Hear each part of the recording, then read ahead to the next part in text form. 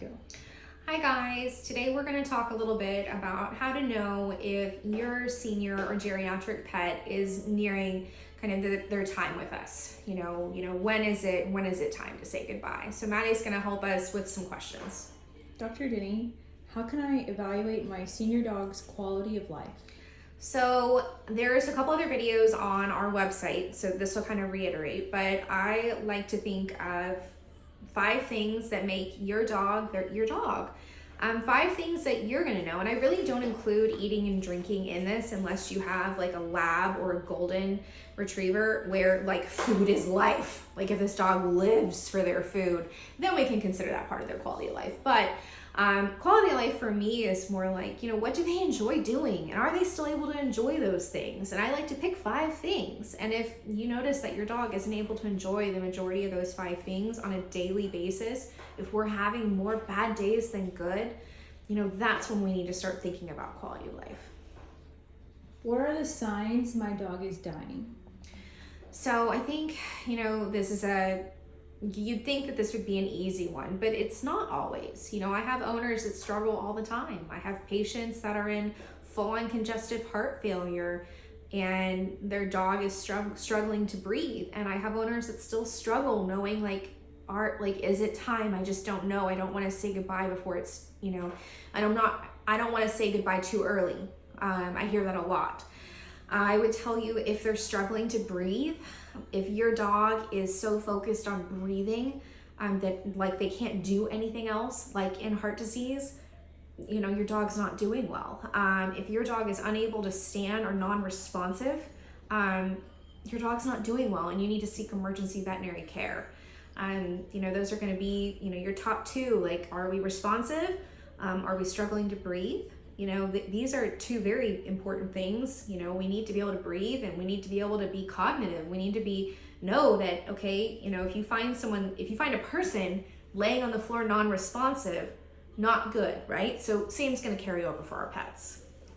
How can I tell my dog is in pain? So I think this is a really good question because I hear all the time, well, I don't think that my dog's painful. And maybe the appointment was, my dog is limping. And then they tell me that their dog doesn't hurt. And then my response is, well, if you stubbed your toe and you're limping, why are you limping? And then their response is, well, because it hurts. And then, I'm like, okay, well, let's take that and look at your dog. They were limping because it hurts. Is your dog always going to scream in pain when they hurt? No. Dogs are so stoic. I feel like they can handle so much pain, so much more. We're big babies. Humans, wimps.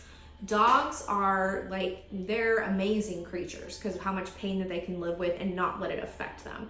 I would say that signs, sometimes panting, sometimes not being able to get comfortable. So if you have an older dog that's super restless, turning around, lays down, nope, doesn't work, gets up, turns around, paces, circles and circles and circles and circles, trying to find a position, can't get comfortable, that's a big sign. Decrease in appetite, drooling sometimes. Sometimes they will whine, but honestly, that's not super common. But I think those are going to be kind of some symptoms to look out for. And if you are seeing them, or if you're not sure, call us. Come in, let's make an appointment, let's sit down and let's talk about it. What is the difference between hospice and palliative care for my senior dog? So I kind of feel like those in veterinary medicine are kind of synonymous. The goal of both of those words are to keep the patient as happy as we can for as long as we can at a good quality of life.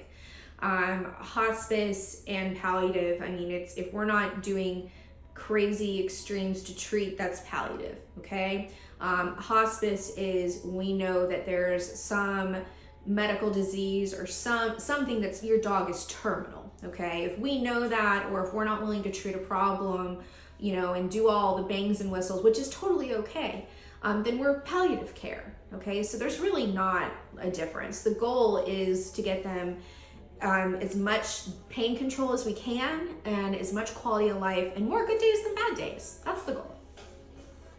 What is euthanasia for a senior dog? So euthanasia is where we help them leave this plane. Okay, so we give them their angel wings, and that is where we help them peacefully pass. It's done by giving an injection called euthanasia, which is basically an overdose of anesthesia, and it does stop their heart.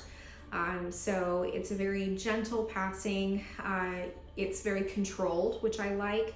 Everyone always wants their dog to pass at home, and man, I'd say 99% of the time when they do pass at home, it's usually not peaceful. And I wonder if they even are aware that their family's with them because the animal is so panicked because it's struggling to breathe, or maybe its heartbeat is irregular and they just don't understand and they're scared.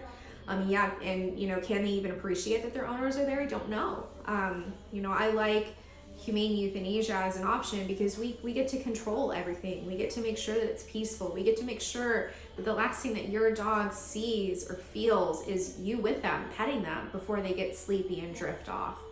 That's how I want to go. I don't want to, have a heart attack. I don't want to feel pain. I don't want to have none of that. I want to just go peacefully.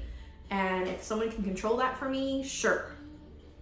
How can I tell if it's time to euthanize my dog?